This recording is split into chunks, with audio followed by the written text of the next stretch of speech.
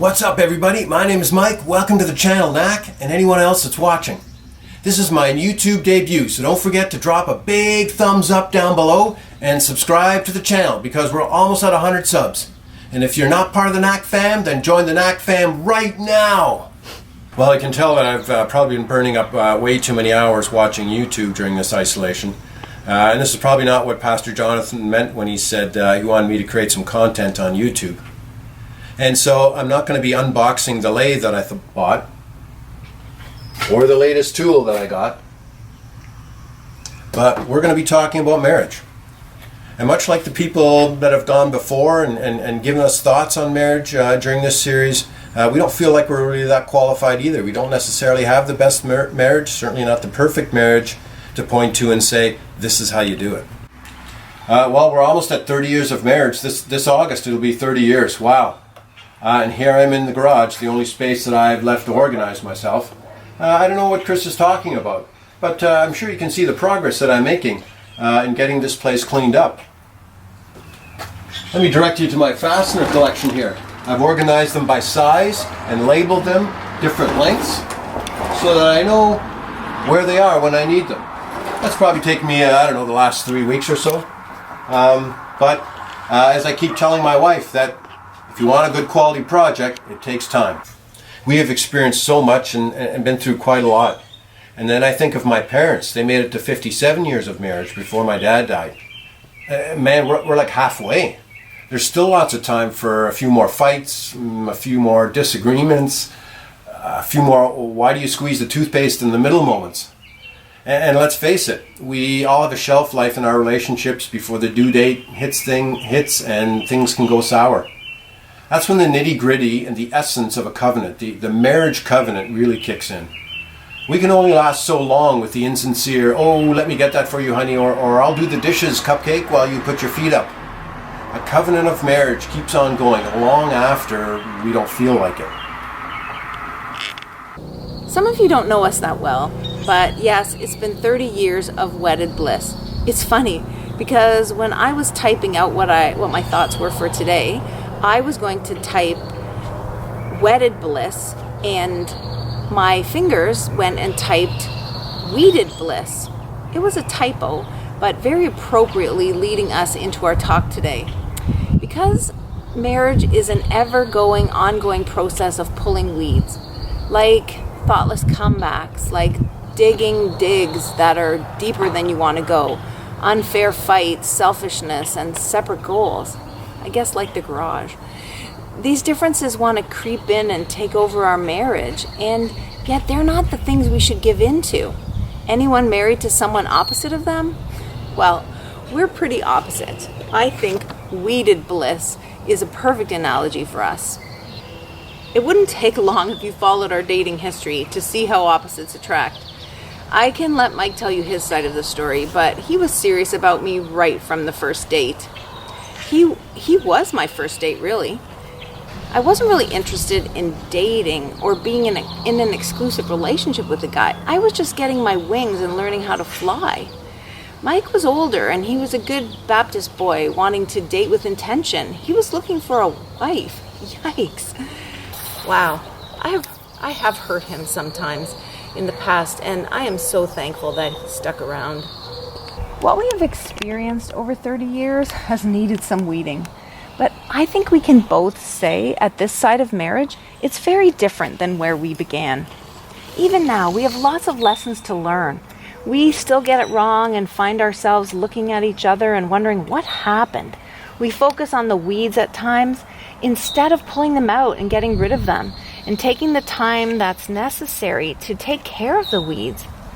And sometimes the weeds show themselves as things we are looking for in the other person that aren't even about them. Those needs or expectations aren't theirs to give. We get our eyes out of focus, the bigger picture, the good stuff, the stuff that lasts, and the stuff that builds a good garden. I love the flowers and the signs of new life that the spring brings, and just to be in the garden and to see everything growing, and just the reminder that this is a time to grow beautiful things.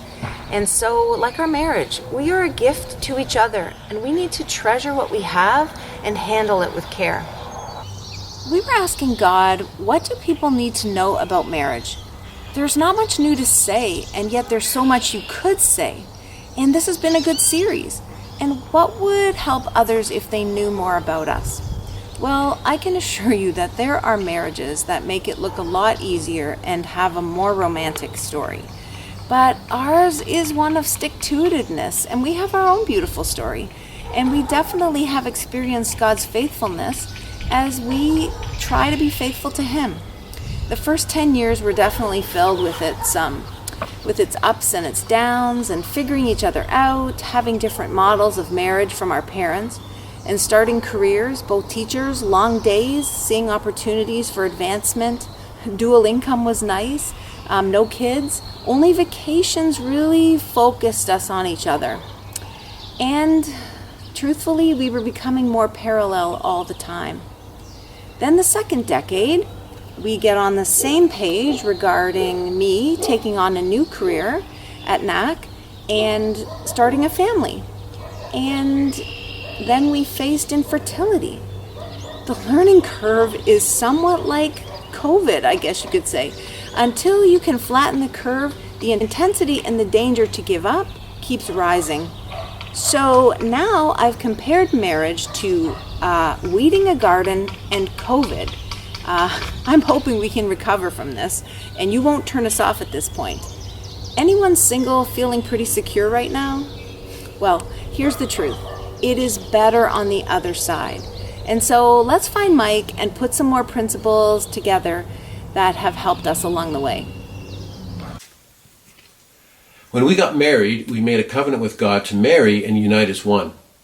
Covenants and contracts are not quite the same thing. I looked up the differences of contracts and covenants and did some research. There have been many times when we had to make a decision on things and Kris was ready to move forward to get things going, but I had to do my research. It's become somewhat of a thing that she loves about me. Not all the time. While a contract is legally binding, a covenant is more of a spiritual agreement. A contract is an agreement between parties, and while a covenant is a pledge, the covenant is a better way to build relationships both in business and in life.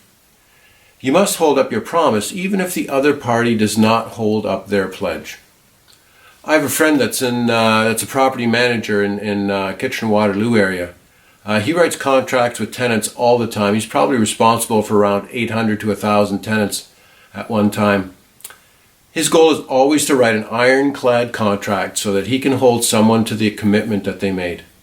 Well, he still has to deal with people that have cats when the contract says no cats. Sometimes they choose to park their motorcycle in the living room because the contract didn't specifically say they couldn't.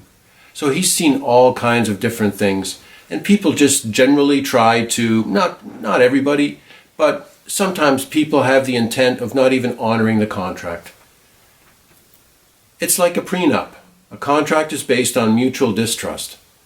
When we no longer love each other, you kind of figure out, okay, how can I exit this, or how can I leave this situation or relationship and end up with at least as much as I started with. In Matthew 19, the Pharisees come to Jesus and wanted to trip him up on the matter of marriage and contract. Very much like today, the Pharisees wanted to either polarize Jesus from the people that agreed with their culture that divorce was legal for almost any reason, or catch him saying divorce was okay, and then he would be speaking out against Moses' law. So Jesus skillfully says neither, and takes them back to God's first design in the book of Genesis, and replies, "At the beginning, the Creator made them male and female, and said, 'For this reason a man will leave his father and mother and be united to his wife, and the two will become one flesh. So they are no longer two, but one. Therefore, what God has joined together, let man not separate.'" Basically stating God's intention and plan for marriage, but not accusing anyone or breaking the law. Getting divorced because you ran out of love is kind of like selling your car because you ran out of gas. A covenant relies on honor, integrity, and discipline. It's permanent, no end date, till death do us part. Covenants depend on your values. So every relationship builds and grows and has the potential to form into the very thing God would want it to become. But it doesn't happen right away. If you're a parent or a baseball player or a runner, you don't get to be the best the first few tries. We put work and effort into the things we want to be good at. Anything worth it takes work. But we are not on our own. Like I said, quality takes time. But I do agree with Jonathan and Vicky in the first week of the series that God has to be first. And our spouses need to be second. God has to be first and foremost in our lives to help us. I would say, though, we aren't trying to over-spiritualize God first, because the reality is that there are lots of Christians that just can't seem to make marriage work. And we also know some epic love stories, some tremendous couples that remain friends and lifelong partners and don't see God as their glue. But if you did not catch the other weeks, there are some great principles that Pastor Jonathan and Heather and Kelly and Vicky have all given us that build great marriages. We don't have to believe that good marriage principles are part of God's wise ways, and we don't have to give God credit for those ideas. The truth is, there are lots of biblical truths that the world has adopted that people use every day and may have no idea that the ideas come from the Bible. Just because you don't give God credit doesn't mean it's not His idea. Like the phrase, go the extra mile. That phrase is found in Matthew 5, verse 41. In my research again, I saw someone write, it's never crowded along the extra mile. People don't generally want to do the extra work, go the extra mile, but you're sure thankful when those people are in your corner and they're willing to help you. It's part of our covenant to support our spouse, especially in a time when they can't give the extra. I saw that in my parents' marriage after my mom's stroke. Again, in the document I researched, a covenant is about having the strength to hold up your part of the promise. In a contract, when one person is not filling their part of the deal, you can stop payment. But in a covenant, the party not getting their needs met supports the failing party so that they can meet their obligations. Another adage many people agree with, but don't realize it's biblical, is that we reap what we sow. Back to my weeded bliss and the garden, Paul tells the Galatians in chapter 6, and I want to read that for you. Don't be misled. No one makes a fool of God. What a person plants, he will harvest. The person who plants selfishness, ignoring the needs of others, ignoring God, harvests a crop of weeds. All he'll have to show for his life is weeds. But the one who plants in response to God, letting God's Spirit do the growth work in him, harvests a crop of real life, eternal life. So let's not allow ourselves to get fatigued doing good. At the right time, we will harvest a good crop if we don't give up or quit. Right now, therefore, every time we get the chance, let us work for the benefit of all, starting with the people closest to us in the community of faith. The truth is that you do reap what you sow and reap where you sow. You plant a seed over here, and should I expect a tree over there? Where I invest my best energy is where I gain my best harvest. If I invest in my hobby or my career or my kids and make that my primary investment, I will reap my best harvest there. So if my marriage is relegated to third, fourth, fifth position, what do I expect to get back? And we reap what we sow. Some challenging questions that come to my mind. And if you just take a minute and just think about these things and where sometimes you've sown weeds or where you have sown good fruit. Is it grace and thoughtfulness versus criticism and complaining? Is it pointing out faults or building each other up? Is it building walls so that we can't be criticized or corrected, or showing humility, admitting when we're wrong? Is it going to bed angry, holding a grudge, or seeking reconciliation? Letting go of petty things to give room for our partner, or do we keep demanding our own way? If we sow weeds, the distance between us gets greater and greater, and it takes a greater effort to get rid of them. We can walk in marriage on parallel tracks, and I speak from experience. We have had seasons where we have been very parallel and not intersecting. Yeah, divorce isn't the only way couples separate. Yeah, we can emotionally become separate. We can give up. We can stop pursuing each other. We can stop fighting fair. We can stop seeking God for his direction to come back together. Our love can grow cold. And so we would not be accused of leaving our spouse, but we have forsaken them. Unfortunately, I think there's a huge amount of unfulfillment in marriages and Christian marriages in the name of staying together. I don't think that's what the covenant means, just to meet the commitment. The beauty and intimacy of marriage is worth pursuing. It happens when our lives truly intersect. It's precious. It's so often unrealized and underdeveloped. And can I say, sexually as well as emotionally, we give up too soon. And sometimes you also need to get your eyes off yourselves. There's something bigger at stake here. I often find myself in the position to bring perspective to things we are going through, things Kris and I are going through. I have a more even-keeled personality, and even though I may be accused of lacking emotion on occasion, but a big picture view can sometimes help to lead Kris to move on. I really like Francis Chan as an author and as a speaker. I think he's really, really good, and I try and catch everything he writes and everything he has on YouTube. And he says, and he's got some pretty hard-hitting things here to say, and it makes you think. He says, if you would just get your eyes off each other for a minute, you would stop your bickering and see how the kingdom has a greater mission at stake here. If you try to save your life, you will lose it. If all you do is focus on creating this perfect, happy little family picture, you're going to end up losing it. But if you're going to lose something, give up the perfect picture and find real life. You will find God's best for your family. Chan believes that in the history of man, there's never been a man and a woman who have both been walking in the Spirit that have gotten a divorce. It can't happen because there's only one Spirit. If one or both care less about the Spirit and what He is saying, marriage can and will break down. If you focus on yourself and probably put anything before God, you cannot realize the full potential God has placed in us to love. The potential to love well is huge. Being someone that can love well and be loved is not an easy thing. So God first is about growing love. Two more things I just want to say before we end this, and one is the power of God's forgiveness and His healing. He can heal. In talking about loving well, we need healing and balance. We don't get it right immediately. We will make mistakes and even fall down. We may even need others in the process. But God's forgiveness, mercy, and growing wholeness has to be part of a healthy marriage relationship. And I know that for some of you, this is not worked out well. And I am so sorry.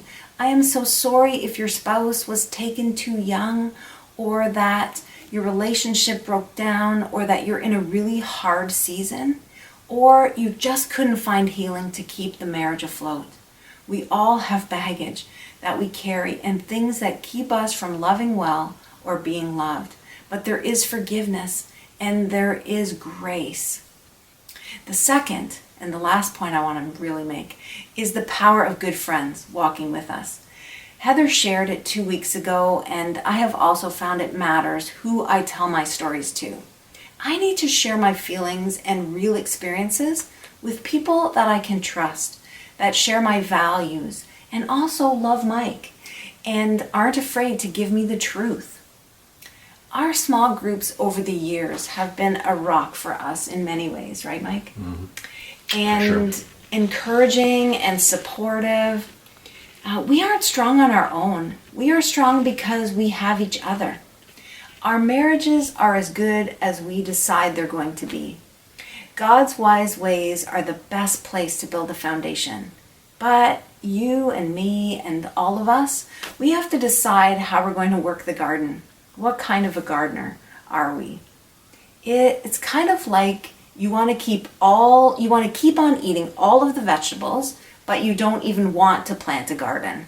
Supermarket variety is fine, but you always remain dependent on what they have to offer.